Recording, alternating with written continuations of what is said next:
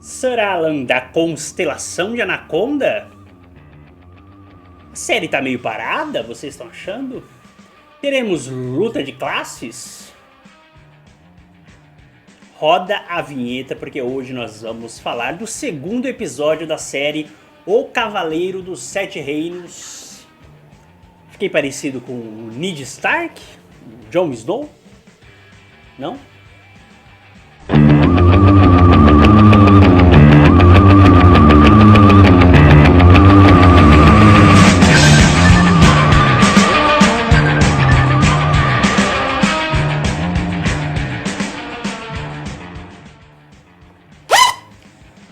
Hi Brasil! Jimmy do canal Jimmy Nada Neutro, o seu Visconde de Sabugosa do Mundo Nerd, o Nerd Leprechaun do YouTube, o Goblin, o Duende Brazuca, o Guardião Celta do YouTube. Bem-vindos a essa ilha fantástica, essa ilha fantasma mística de Hi Brasil, onde a opinião nunca é neutra. Não esquece de já deixar o like, deixar um comentário do que você tá achando desse cavaleiro andante da série da HBO, do Cavaleiro dos Sete Reinos. Será que ele vai andar pelos Sete Reinos mesmo ou só vai ficar ali em Ashford, a Batalha de Justas? Deixa o seu comentário, você que também ama Westeros, ama o mundo de Game of Thrones, compartilhe com aquele seu amigo que adora a cultura geek. Bora agora para a resenha sobre o segundo episódio. Lembrando, pessoal, que é sempre com spoilers, tá? Então, se você ainda não assistiu a série, o segundo episódio da série, que saiu agora na madrugada de domingo para segunda, corre lá na HBO, dá um play, assiste o episódio e depois vem para você curtir aqui a resenha e pensar sobre a série.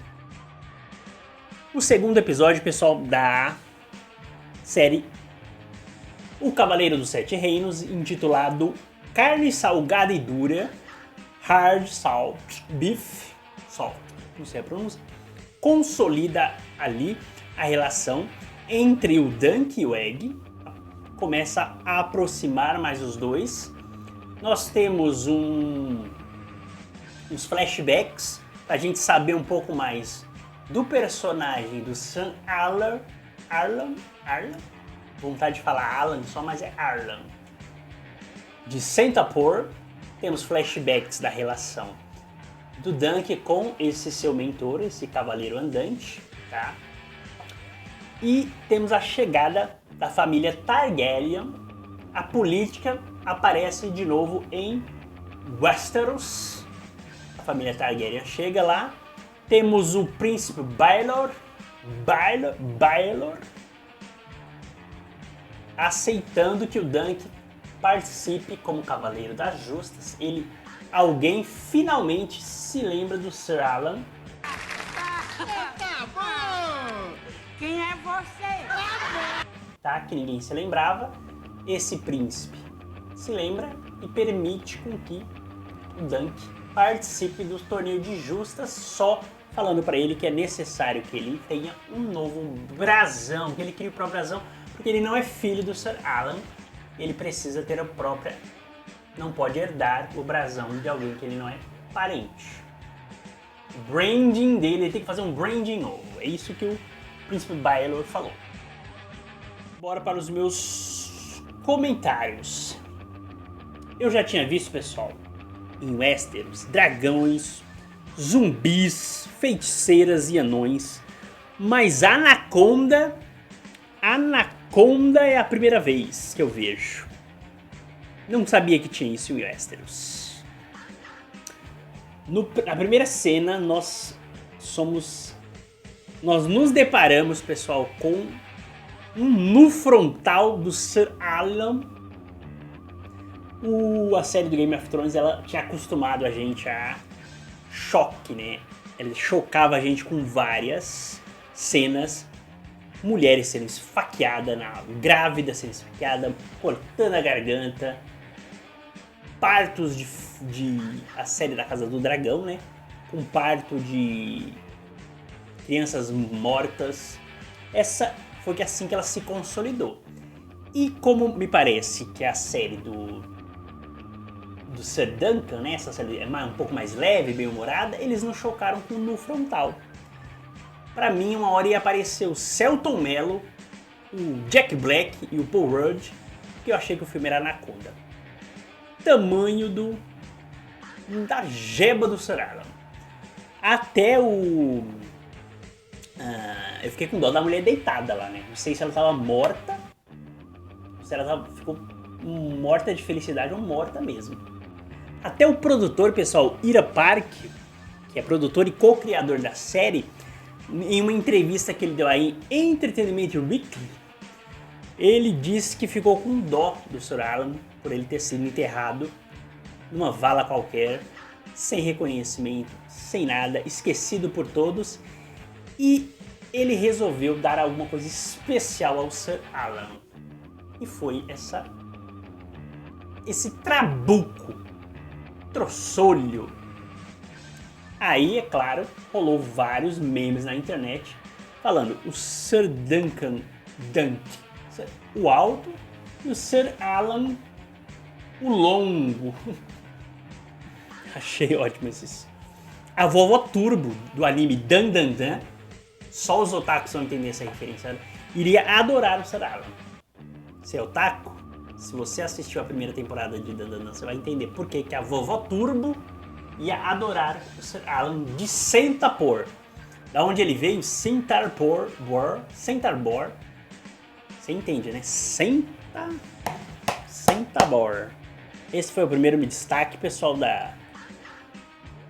Além desse No Frontal, a gente teve flashbacks da relação do Dunk com ele, pessoal, estreitando um pouco pra gente entender como que era a relação do mentorado com seu mentor, né? Mostra cenas dele treinando, mostra a cena dos dois rindo juntos, dividindo comida, mostrando como o treino era de uma certa resiliência e quais foram os valores que o Duncan absorveu do mentor dele, do mestre dele, né? E acho que essa história, gente, é bem para representar os anônimos de Westeros, aqueles que estão fora daquela política central. Não sei se vocês também tiveram essa sensação. São aquelas pessoas que às vezes têm uma puta trajetória na vida, mas a gente não faz ideia de quem eles são. Vivem, crescem e morrem. Tem que pagar pra nascer, tem que pagar pra viver, tem que pagar pra morrer.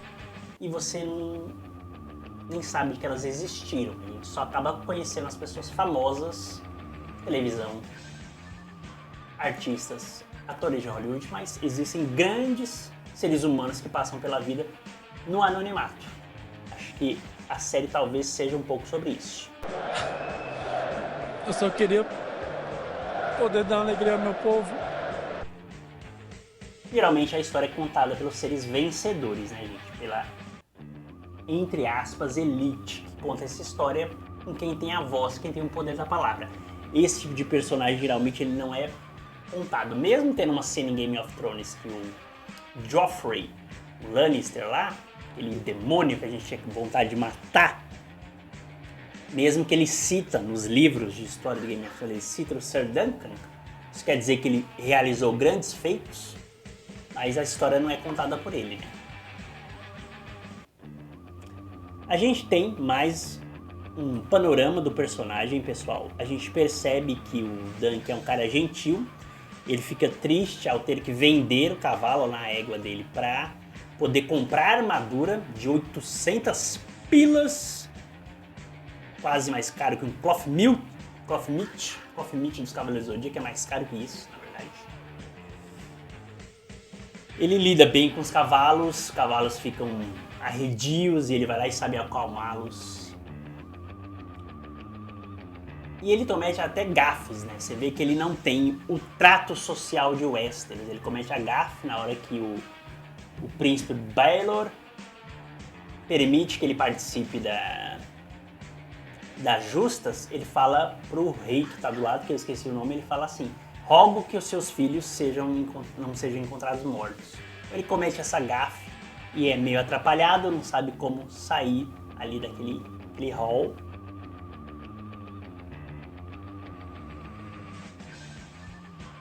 Ele não tem nenhuma eloquência, isso ficou bem claro na cena, pessoal, que ele tá ali no diálogo antes do cabo de guerra, o diálogo entre ele e o Egg. Ele fala, quando o Egg pergunta, você acha que um dia eu vou ser um cavaleiro, vou conseguir ser um cavaleiro? Ele, claro que sim, você te leva todo jeito, mas o menino fala que se acha muito pequeno, né, até pra idade dele, e ele abre aqui ele fala como se fosse dar uma moral da história. Todos diziam que eu era burro. Volta pra beber uma cervejinha. E o menino, o Egg, fica olhando pra ele assim. E esperando a moral da história. Toda vez que você fala, todos diziam que eu era burro, mas olha onde eu estou hoje. Só que o Sr. Duncan não tem posição nenhuma, né? Não tem moral, né? Todos diziam que eu era burro. E ainda continua. Então, e o menino fica sem entender, né? Porque que ele iniciou aquela... Eu achei que você ia me ajudar. Achei isso muito bom. A atuação do menino é muito boa, gente. Do ator que faz o Egg. Ele espera uma moral da história e não tem. Ele me parece que é um pouco o que eu falei no primeiro episódio. É um pouco o Sancho Panza. Ele traz o Dunk pra realidade e mostra qual que é a realidade de Westeros, né? O Dunk conhece um dos cavaleiros ali de armadura branca, que fazem a guarda dos Targaryen, e ele fala que ele era ali da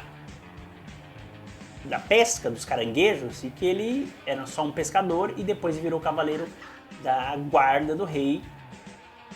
E o Dunk pergunta pra ele como que ele fez isso. Ele, do mesmo jeito que eu fui pescador. E o Dunk cria aquela romantização que ele pode sair do nada e vencer na vida. Muito parecido com a realidade, né, gente? E a gente acha que a gente pode vencer na vida fazendo vídeos para o YouTube. Né? Do nada. Sem referências, não. De nadas neutros. E o Egg vai lá e fala, não, mas o pai dele é dono da metade de toda a frota de caranguejos de Westeros. Então, eu acho que ele serve como esse Sancho Panza ali do Cavaleiro Andante, do Duncan, né? Eu só não gosto muito dessa criança inteligente de novo, né? Há um padrão bem recente nas séries que a gente tem visto, é essa criança que ela tem mais inteligência que o adulto, ela sabe mais do que fazer e o que dizer, me parece ter mais experiência de vida que o próprio adulto. Isso acontece nos filmes recentes de terror do It, tem a série do It, Bem-vindos a Derry, que é da mesma casa, né, da HBO também. E a gente tem Stranger Things, né? Essa moda de crianças com mais presença de espírito que os próprios adultos, com mais discernimento. É uma praga, né? Vontade que o It migre. O It podia migrar, pois o Pennywise podia migrar, já que ele tá tudo na HBO Max, migra de série rapidinho, abre um... Doutor Estranho podia abrir um portal do multiverso e arregaçar esse Egg, né? Matar. Game of Thrones adora matar personagem. Pennywise podia fazer isso. Basicamente, pessoal, ele é uma pessoa pobre tentando ascender socialmente. Você vê que um dos sonhos dele é talvez virar da guarda real, né? Ele me lembrou aquele personagem da Casa do Dragão, que a gente acha que é um cavaleiro honrado, e na verdade depois descamba pra ele virar um vilão, né? Mas ali ficar de trelelê com a Alicent, que eu esqueci o nome dele. Qual que é o nome dele? É o... Peraí que eu vou buscar. Personagem... Livro da Casa do Dragão. Cadê?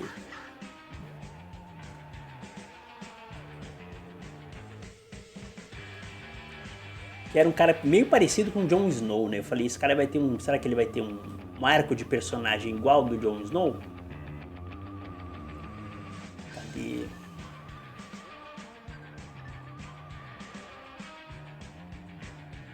O Sir Criston Cole. Ele tem um relacionamento com a Rhaenyra na primeira temporada, pra quem se lembra, só recapitulando. E depois ele trai ali, fica do outro lado e vira do lado dos Green, da Alicent. Eu achei ele parecido com esse personagem, também sai do nada e vira da guarda real ali. Então eu achei que ele talvez seja um Sir Duncan, talvez ele seja um Sir Criston Cole do bem, será? Será que vai ser isso que nós teremos? Não me parece que o Sir Duncan vai virar a casaca e virar um cara ruim. Não me tá parecendo que a série caminhe pra isso, tá? O que mais que eu separei pra falar aqui pra vocês? O elenco tá muito bem, pessoal. Eu acho que tem uma coisa da escolha de atores de Game of Thrones que eles conseguem passar uma naturalidade nas atuações até dos figurantes ali. O carinha que vendeu a armadura pra ele ficou com dó, você enxergava a dó que ele ficou pro cara não ter dinheiro pra comprar a armadura, né? Então os atores escolhidos eu achei muito bom ali, né? Será que atores de série, pessoal, são melhores que os atores de cinema? Ou é uma exclusividade da HBO, essas séries de domingo à noite, que tem uma qualidade ali acima da normal? O Leonel Baratheon também, eu acho que manda bem demais, ele realmente passa aquela vibe, aquela ideia de um bom vivan que adora curtir a vida ali em Westeros. Eu confesso que eu tô meio saturado dos Targaryen, né? Eu acho que eles talvez estejam nessa série só para passar aquele contexto, afinal são dos 80 anos depois da guerra civil ali entre os Targaryen, né? Talvez eles estejam ali para passar esse contexto político, né? De pós-treta entre os Black e os Green, né? Entre os filhos da Rhaenyra e os filhos da Alicent, né? Será que nós teremos uma luta de classes?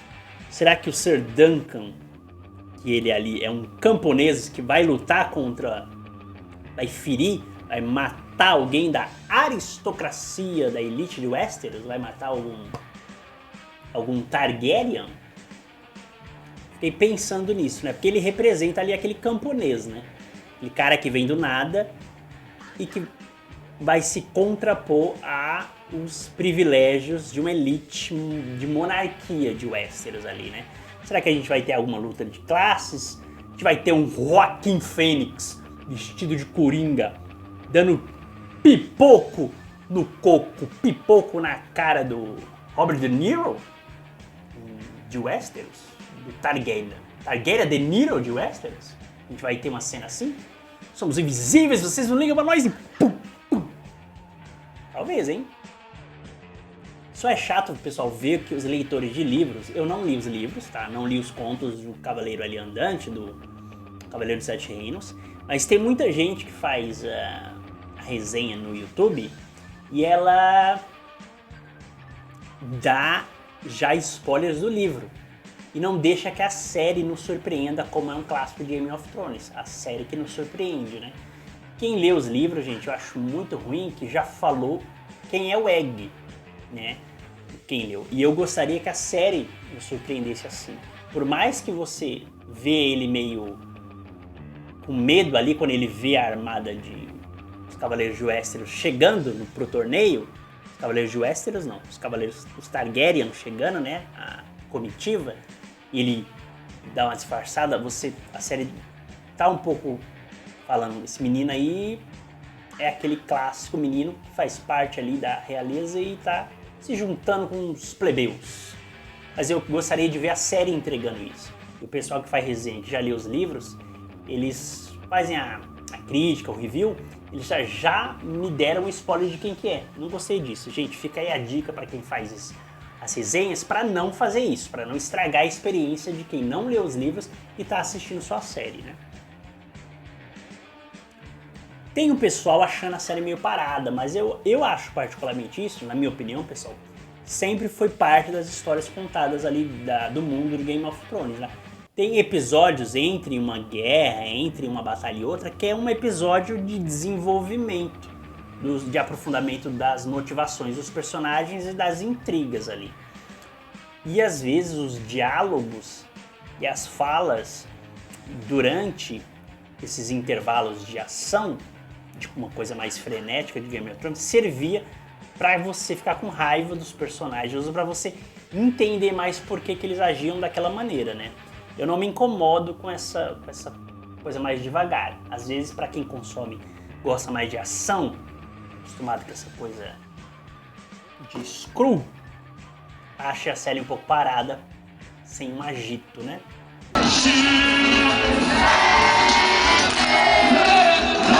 Mas eu acho comum, acho que faz parte do universo de Game of Thrones, tá? Pra terminar, pessoal, o Dunk ele me trouxe aquele sentimento de um herói oriental, né? Meio, sabe, um sentimento Cavaleiros do Zodíaco, CDZ. Tem sempre agônico cosmos ajudando o Cavaleiro a vencer. Aquela coisa de honrar o seu mestre, cair e levantar, a resiliência que ele aprendeu do Sir Alan de Santapor. Coisa do herói bem oriental, né? Você é derrotado e levanta, é derrotado e levanta. Discurso do Rock Balboa, né?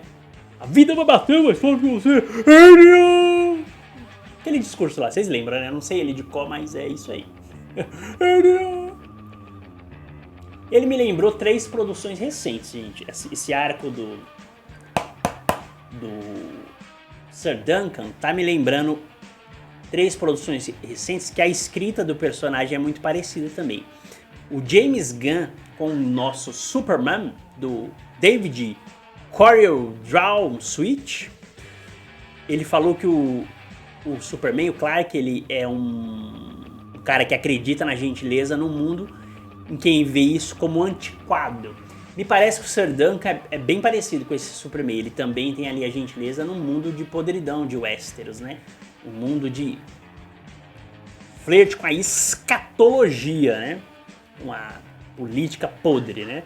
E também me lembrou a menina da série recente de Fallout, a Lucy, sabe a Lucy que sai do distrito ali do refúgio 33, acho que é o 33, né? Refúgio 33? Agora eu esqueci. Ela também é essa menina que acredita na toda a cartilha do refúgio, de bondade, de diálogo, de conversa, de gentileza, mas ela tá vendo, quando ela vai pra superfície, como eles falam em Fallout, ela percebe que o mundo não é uma área de rosas. Então, o Sir Duncan me lembrou esses outros 2 personagens. Eu acho que isso diz um pouco sobre ele, tá, pessoal? Os 3 acreditam numa bondade, numa gentileza, numa cortesia, que o mundo em torno deles não deixou de acreditar, acha isso bobo e acha isso idiota, né? Será que tá voltando os personagens bonzinhos a terem agora sucesso e os anti-heróis vão ter queda? Eu acho que não. Sabe de nada, inocente. Vem, ordinário. Ele termina o episódio, pessoal, com uma frase que simboliza bastante isso do herói oriental que eu falei, o Dunk, que ela é simbólica pra mim. Ele termina no episódio falando que o legado, ele tá comendo lá carne dura e salgada, e ele fala, eu sou o legado do Sir Alan, e amanhã eles verão o que as mãos deles forjaram. Você vê ali, é aquele carinho pelo mestre dele. Lembra o Shiryu falando, meu mestre. Mestre, graças ao senhor eu consegui chegar aqui. Shiryu. Yoga falando, meu mestre Camus. Aquela música triste tocando. Tudo bem que será o Yoga acaba matando 2 mestres dele, né? Bem Game of Thrones também. Ó, Cavaleiros do Zodíaco tem um pouco de Game of Thrones. Mas me lembrou da coisa do herói oriental e do espírito ali de Cavaleiros do Zodíaco um pouco. Mas eu aposto, gente, porque no primeiro episódio, quem lembra, e ali no final, nessa frase que ele é o legado, que eles vão ver o que o discípulo do Sir Alan de Santapor é capaz, sobe a trilha sonora épica de novo. E a série nem abertura tem, nem aquela abertura épica de Game of Thrones tem. Eu acho que isso é proposital. Não ter aquela abertura épica é justamente para mostrar que não vai ser uma história épica, vai ser uma história pé no chão, história real de uma pessoa que não vai ter, talvez durante todas as temporadas, ou talvez durante essa, não vai ter tanta glória. Talvez ele seja reconhecido como um Van Gogh só depois dos seus feitos. os dois, tanto o mestre quanto o discípulo, só sejam reconhecidos depois, pela história resgate. Como muitos aqui na história do Brasil são resgatados depois, ninguém sabe deles, né? Tipo Maria Quitéria, tipo... Até aquele cara da revolta da Chibata, não Chibata de Pingola, né? Chibatadas. O João Cândido, né? Eu sou assim, totalmente aleatório, faço os links malucos. O que eu tava falando? Eu já esqueci. Então, eu tava falando da caracterização épica que ela é feito um deboche dela, né? O primeiro episódio abre assim, ele... sobe a trilha de Game of Thrones e corta pra ele cagando atrás da árvore. Aqui também tá fazendo isso. Ele sobe a trilha sonora. Eles verão do que eu sou capaz, o legado do Será. E eu acho que eles devem começar o terceiro episódio com um deboche. Vocês vão ver do que eu sou capaz, ele deve começar apanhando. Será? Vocês apostam nisso? Se tivesse a Jimmy Nada Neutro Bet, tem alguma bet aí pra me patrocinar? Se tivesse alguma, vocês apostariam que eles vão debochar desse discurso dele no terceiro episódio? Talvez eu esteja errado, mas eu acho que vai ter um deboche. Enfim, pessoal, será que nós teremos uma luta de classes do camponês versus aristocrata? Será que o cabo de guerra, aquele cabo de guerra que teve cenas de ação, será que a corda vai estourar pro lado mais fraco? A honra vai vencer a ganância? A honra, a gentileza vai vencer a escatologia da podridão política de Westeros? Será que ele ficou assustado quando ele viu as justas lá? A batalha, e viu que não é difícil, aquelas justas lá? É um revezamento de lança para ver quem derruba o outro? Será que ele vai encarar mesmo as justas? O que vocês acham, pessoal? Comenta aí. Eu só falei besteira? Meus comentários são totalmente fecais sobre a série? O que vocês estão achando? Esquece de curtir o canal, dar aquele likezinho, de compartilhar com seu amigo Cavaleiro Andante da vida. Jimmy Nada Neutro. Fui!